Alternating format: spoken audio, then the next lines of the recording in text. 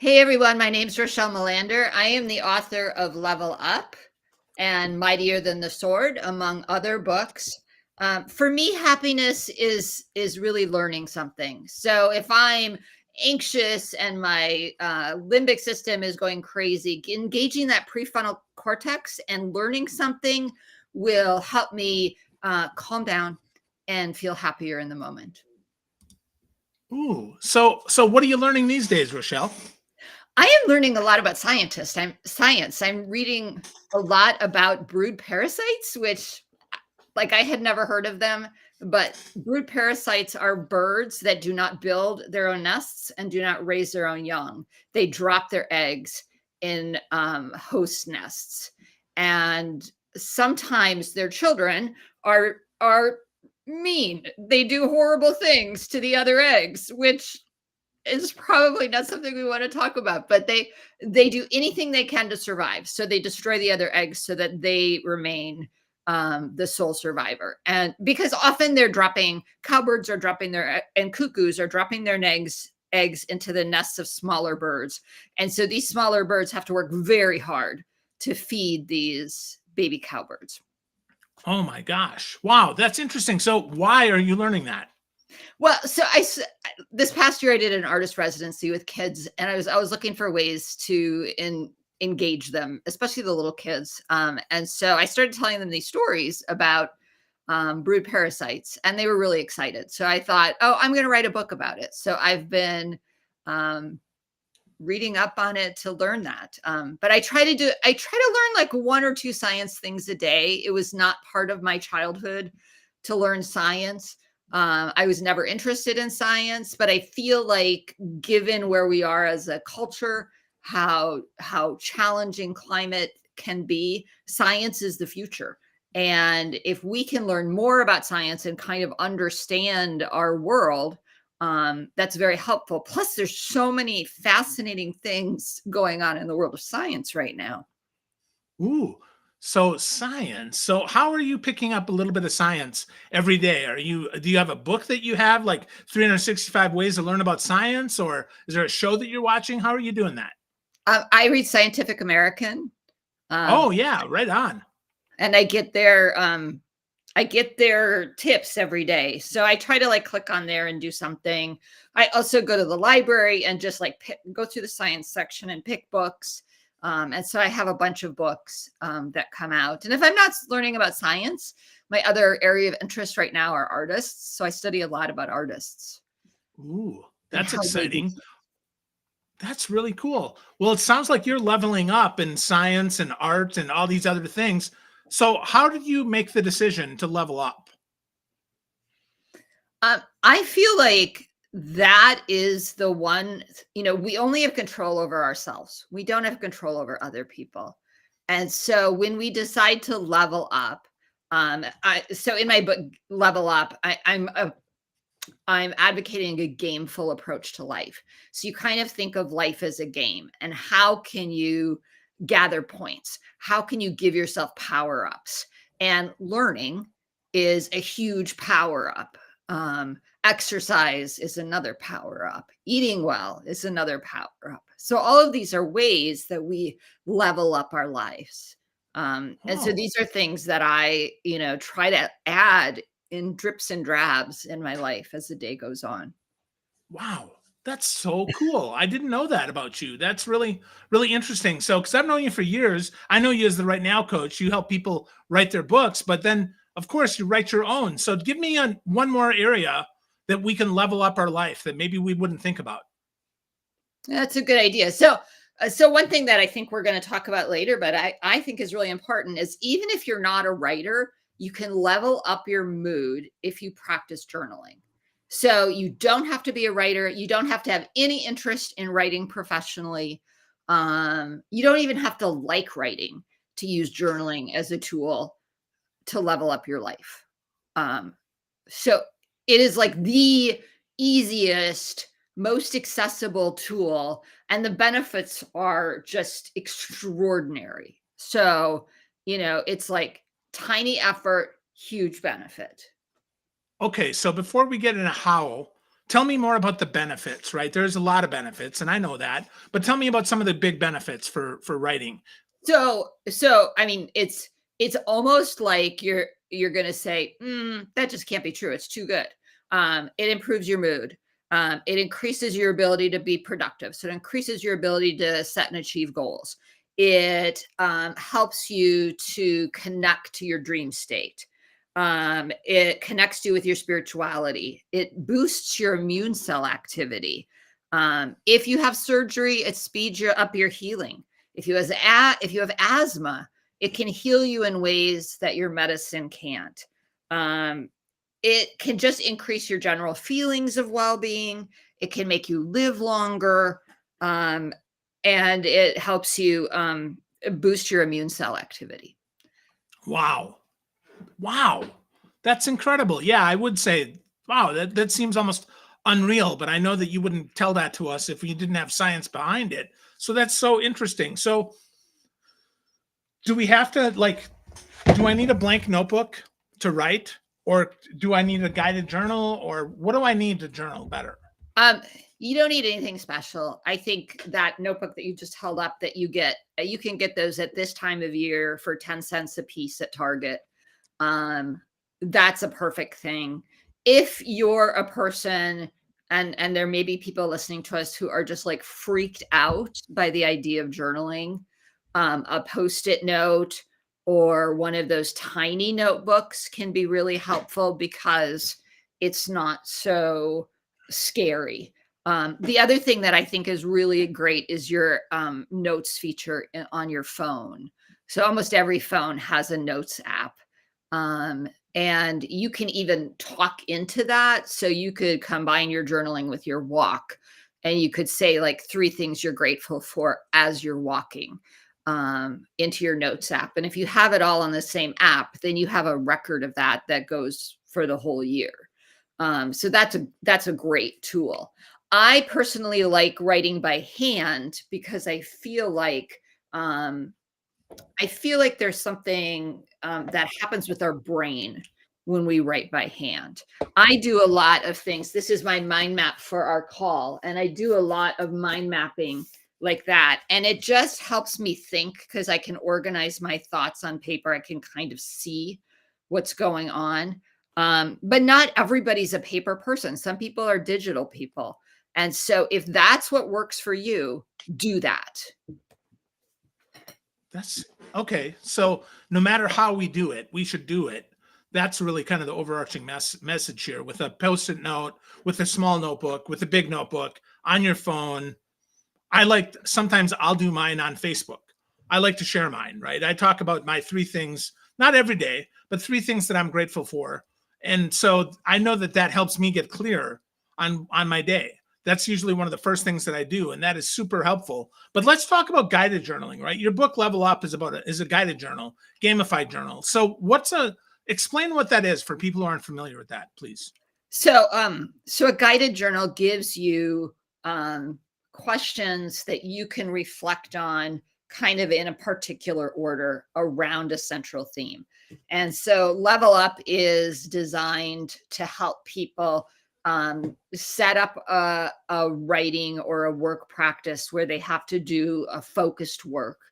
It helps them overcome any mindset issues they might have, overcome any blocks they might have, and increase their productivity.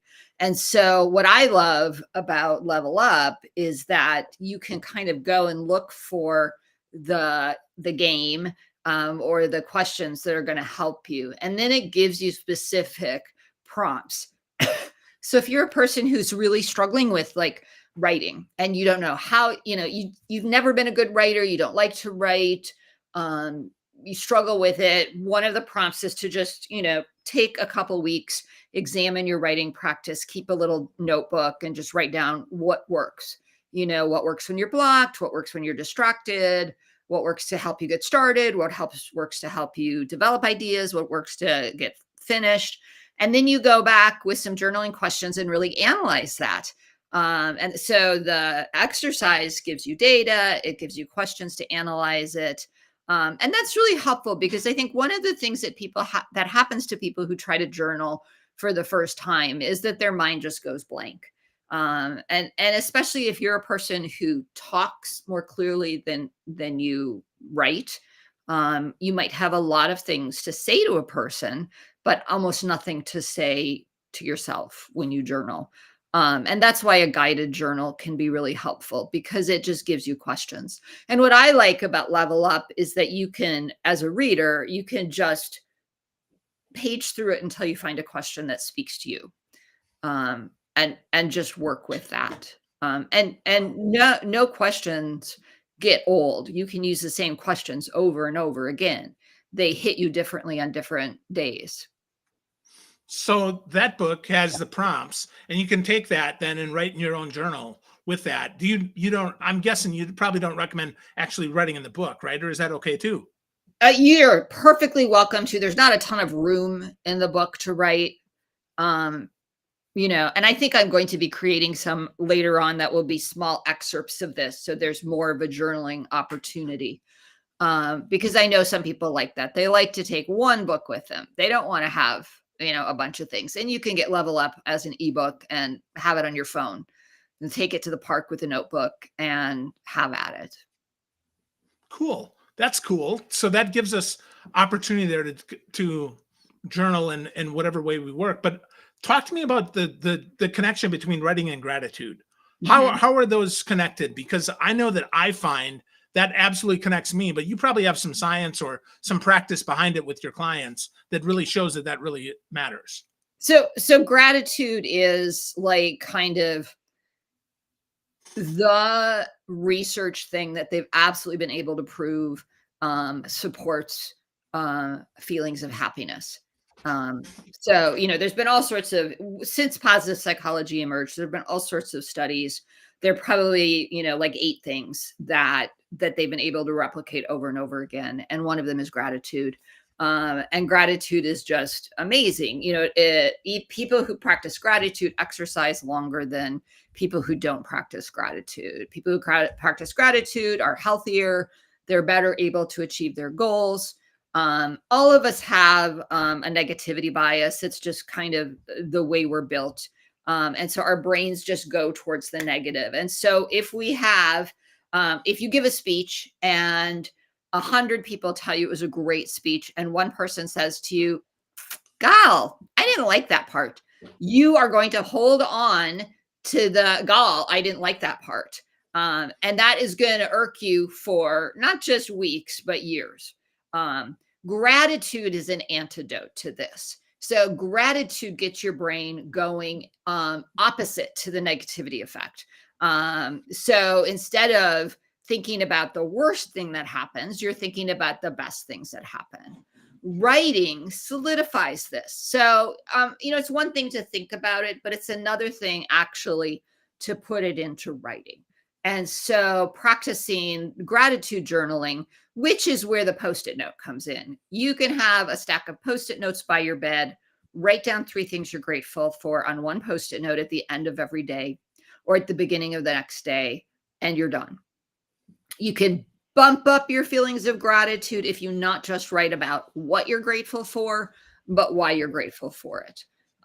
What makes you happy about it? We spend a lot of times thinking about why we're upset about stuff. This is why this irked me. And we talk about, why did this irk me? Why was this wrong? Why did this person hurt me?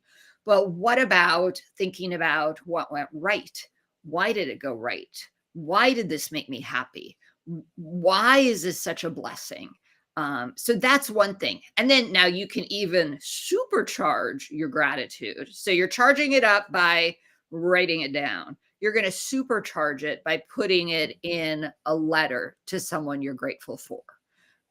So take a moment, grab a little card, and write a note to someone who's done something for you that you're grateful for. And that will supercharge your feelings of gratitude. And none of this is about how the other person responds. It's really about you connecting with your experiences throughout your day. Wow.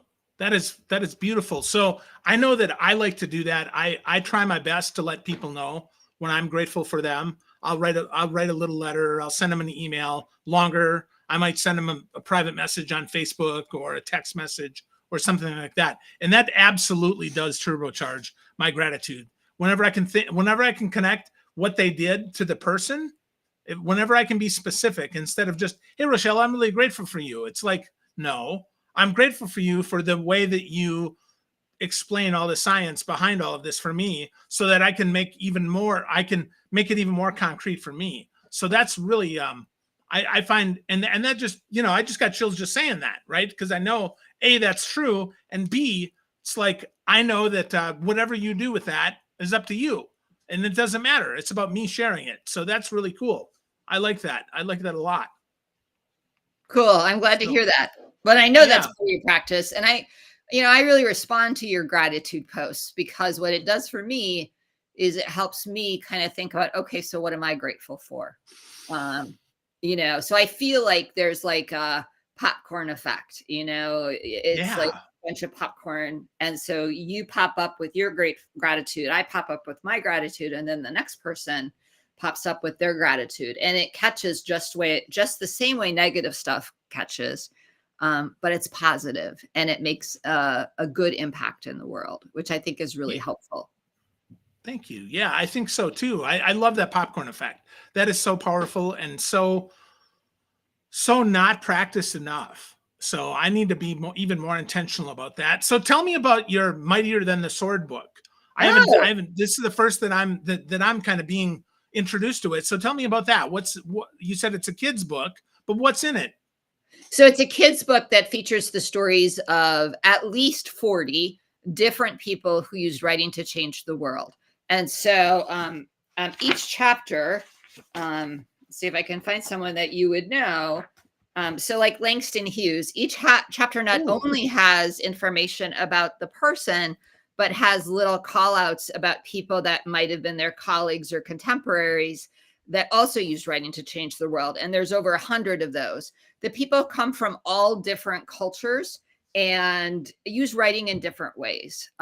So I talk about Ada Lovelace, who wrote the very first computer code, because that is one way of writing that's really important. I talk about a couple of scientists who used writing to start to forward the natural history and to forward the Nature Conservancy movement. That's really important. I talk about political people like Martin Luther King Jr. and Sojourner Truth and their work of using writing. Both of those two, their writing comes to the forefront in their speaking. So it's their speaking that really changes the world. And my goal is to talk about people from all different parts of the world and all different subjects so that kids who are more science geeks or more, social change geeks see ways that they can use writing to change the world. So when we first conceived of the book, there was some talk of just including storytellers, but I didn't want to do that because so many kids are not storytellers. So many kids are more interested in the hard sciences or the social sciences. And it's important for them to see what other people have done. And so one of my favorite stories is Sophie Cruz, who is a little girl who wrote a letter to the Pope about, there's a picture of her in the Pope, an illustration. She wrote a letter to the Pope asking him to deal with immigration because her parents were immigrants and could not go back to Mexico to see her grandparents because they would be deported. And she wanted this to change. So she wrote a letter to the Pope at 5 years old to get a change. Malala Yousafzai, who's her because she won the Nobel Peace Prize. She's advocated for rights for girls to go to school. Hundreds and thousands of girls are not allowed to go to school each year because they're encouraged to become child brides. And she started writing against this in a blog. So I wanted to gather these stories in one place so kids would have access to them. And then every essay is accompanied by a writing exercise so that kids can start a blog or write a poem or, write a letter. Even there's one that has kids write a law, because anybody can write a law. You don't have to be a, a representative. Politician. You don't have to be a Yeah. politician to write a law. Who knew? Anybody can write a law. So I have them kind of think like, what law would you write, and who would you send it to, and how would you get that into practice? So that's the That book. sounds like something that adults should be doing as well, because that sounds to me like we could kind of refine and refire our youthful exuberance about something that maybe we're interested in, just like you're doing for science, right? Yes. Yeah, I think it's good in that way, because I think it introduces readers to a bunch of people that they might not know about. I really worked hard to find people. I mean, there are definitely people who are kind of core folks that you should know, like Martin Luther King Jr. And Langston Hughes, but there are definitely people that you may not know, and that are important for you to know, because they're part of our cultural history, and the global cultural history. And as we learn about them and learn about how they engaged with the world, we learn different ways that we can engage with the world. Wow, that's powerful. So let's break this down a little bit. Let's get people started. But before we do, Rochelle, if people want to get more from you, where would you send them online that they can connect with you more?